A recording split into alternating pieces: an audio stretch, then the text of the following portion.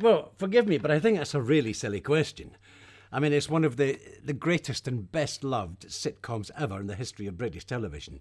So to say no, you would have to be an idiot or come from Mars or something. No, it's a wonderful offer.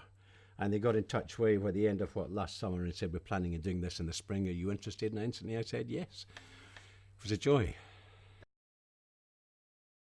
I think there's a wonderful innocence to them. And there's great warmth, there's great humanity in there, there's great human observation in there. I think they're irresistible. It's like portraying human beings at their most vulnerable, at their weakest, at their silliest, at their I was going to say most absurd. I mean, I've done theatre of the absurd before, but this is television of the absurd, which is great. No, not for the first time. I was on. During the 70s, I was on stage every night, so I didn't get to see them. So only latterly did I catch up. And more recently, doing the research for this, I just looked at dozens of them and just became totally absorbed in them and the characters. They were great fun. Yes, well, he's I wouldn't say he's a four-dimensional character, a five-dimensional character. He's fairly straightforward. So I just watched lots of episodes and just listened to him and watched his over-the-top facial mannerisms. I mean, I think everyone in the series is over the top, but I think Frazer is somewhat out in advance of the rest of them. It's positively pantomimic at times. No, he's a great, full-blooded character.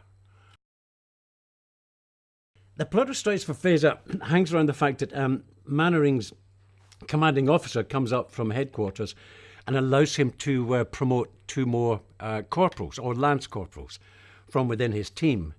So he chooses Frazer, I think somewhat reluctant. Well, Wilson is very reluctant to promote me, and it goes straight to his head and becomes a fascist.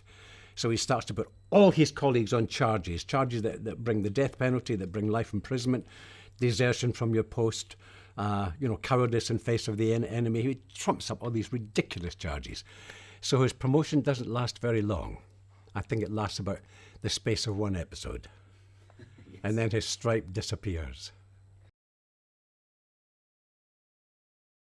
Look at that lineup of characters. I mean, wonderful comic character actors who have got a great track record of creating wonderful, memorable characters in the past. No, it's been a joy from beginning to end. I mean, we all get on really well as a bunch.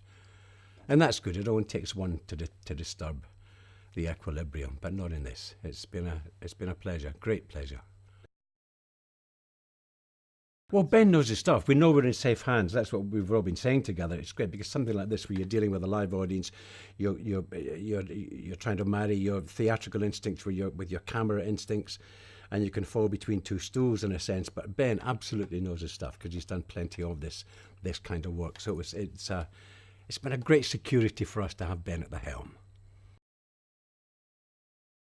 It was exhilarating because if the audience, right from the word go, were with us. From the minute we walked on stage and we were introduced to the audience, we got wonderful ovations, and they didn't miss a trick. I mean, all the way through the recording, they were with us, every single laugh, every single line, all along the way. No, they were very warm and appreciative, and very loving. Sit back, relax, and enjoy.